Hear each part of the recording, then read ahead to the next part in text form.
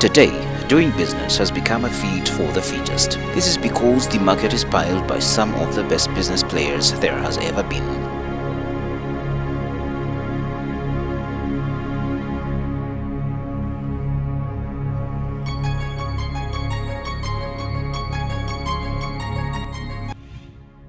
However, even in the face of such stark odds, Amon Gamparo never retreated from the ambition to move out of salaried employment and venture into the murky waters of business.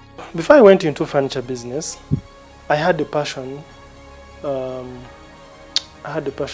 be self-employed, because I was in a formal employment where I thought I needed to progress to higher levels, but there was no chance for me because my position where I was, it was the highest, and the next was for the owner of the organization. So you know, these things, you work hard. I usually describe having a job as journey of the broke, because when the month ends, you have already, accumulated debts, and when you get your salary, you have to clear most of the debts, and by the 5th of the new month, probably you don't have money or you have less. So I really had a passion to do something, that I really liked. For a person that was coming from an office environment, this was ideally to be a strange area to operate in. Technical know-how was therefore important. I went to someone's place, somebody who was selling sofas, and I wanted a sofa for my house. So I looked at sofas, how he was doing them, and I tried to inquire how he does those things, where he gets the materials, So after purchasing my sofa, I said, could I still roll into this kind of thing? Can I make money out of this? So what I decided to do was, I talked to him, and he agreed to supply me the chairs. So I got a place where I could be selling from, and he would supply me. But of course, if you're purchasing, and then the person is supplying you, definitely you expect the returns in terms of profits to be a little bit low. So I talked to him and he inspired me. He said, by the way, you can do this kind of thing. So he told me, you can get this from here, you can get this from here, you can get this from here. So he actually opened up a leeway for me. Amon was inspired by the fact that players in the furniture making industry were not concentrating on quality. Now the products which are on the market now, the people who make these products really need to add something. And me, myself, I think I'm a perfectionist. Even when we finish someone's sofa and we want to deliver it, before I'm satisfied with it, I cannot deliver it. Because I like good things. I think I like to look at something which is really very, very good. So I would want to have the same thing for another person. I looked at the market here in Uganda.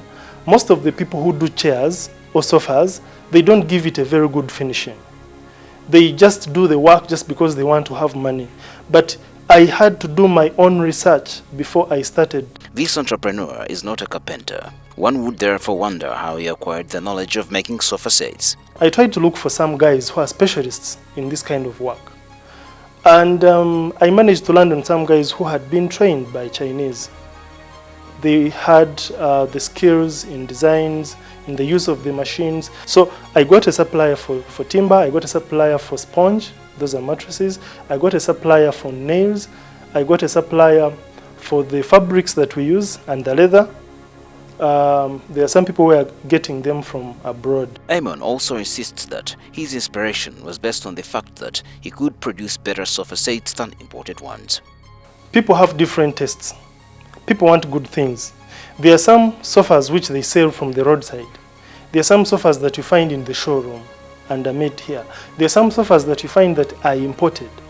But look here, if you import the sofas, first of all, how many sets are you going to put in a container? How many sets, how much tax are you going to pay? Those are things which are very bulky. So me, I really thought, I was like, what if I use the available resources that are here in Uganda, the raw materials that we have? First of all, you look at the quality of the sofas which I imported. They glitter, they look very nice, but the durability, fine, they might be comfortable, but are they durable? He also says that local producers have to invest in learning about and inventing new products. The furniture industry lacks innovation. It lacks research and development. People need to be very innovative. If you look at something and you think you cannot do it, no, you are just killing your morale. This entrepreneur did not start with much, as he says. He also shares his magic to success. I did not have a lot of money, but I used the little that I had from my savings, bought a few machines, and then I would get some money, that I would make from the other business, profits that I would make from the other business, and then I keep on, preparing like that. Amon also told me about the challenges he faces in this business. It is the power. Most of our machines use power, and the power bills are very high. 2, the competition. There are some people who come, they disguise themselves as customers, but he's trying to copy the design. And then he does the design, he does not do it perfectly well, and he goes and sells it on the roadside.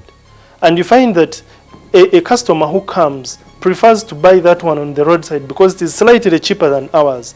And you find that, it gives us a bad name that maybe our things are not durable. Yet the person has bought a fake product. He has good plans for his business too, going forward. I want to establish branches of showrooms in different towns. I want, for the next 5 years, I want to be having branches, serious showrooms in the whole of East Africa. And market is there. Because if you do something which is very good, it is what sells you. So what does it take for one to quit a paid job and venture into business? It is very hard for some people to leave paid jobs to go and do business. First of all, it was really hard for me when I left the formal employment. Because a month can come, a month can end when you don't have money.